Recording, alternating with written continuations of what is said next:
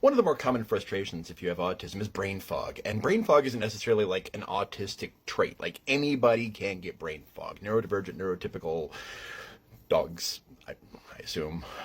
I know I have a terrier, so that's kind of all the time. So brain fog is essentially classified as this kind of like issue that happens in the brain where you're having issues with focus, clarity, and memory.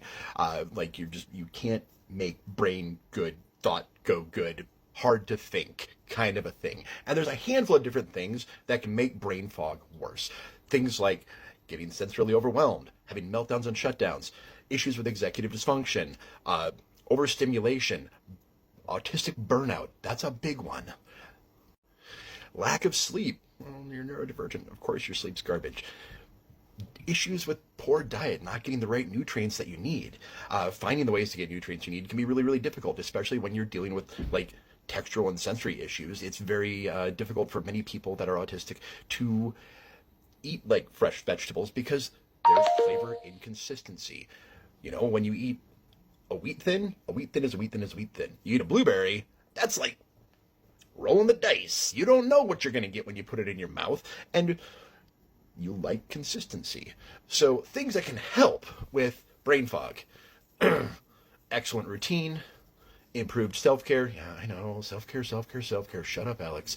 But it's important. And self-care comes in a lot of different flavors. It could be doing things that are enriching to you, maintaining a improved routine. This goes way beyond like bathing and grooming and good and sleep hygiene.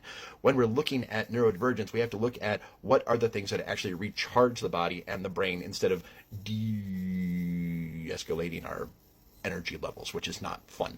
Also looking at how much are you masking? Are there times where you don't have to mask? Because masking is another one of those things that is a huge cognitive and emotional drain, as well as a physical drain.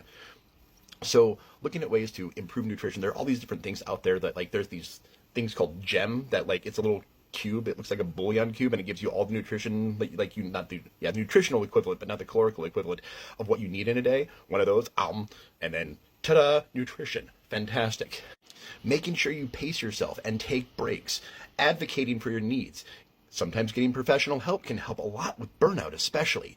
So yeah, just kind of looking at the different ways of addressing brain fog, because it's going to happen. Like, you're going to get brain fog. I don't care who you are. I don't care how amazing you are. It's going to happen at some point in your life, because the more amazing you are, the more you push yourself, the more likely you are to stress yourself out, the more likely you are to cycle in and out of burnout.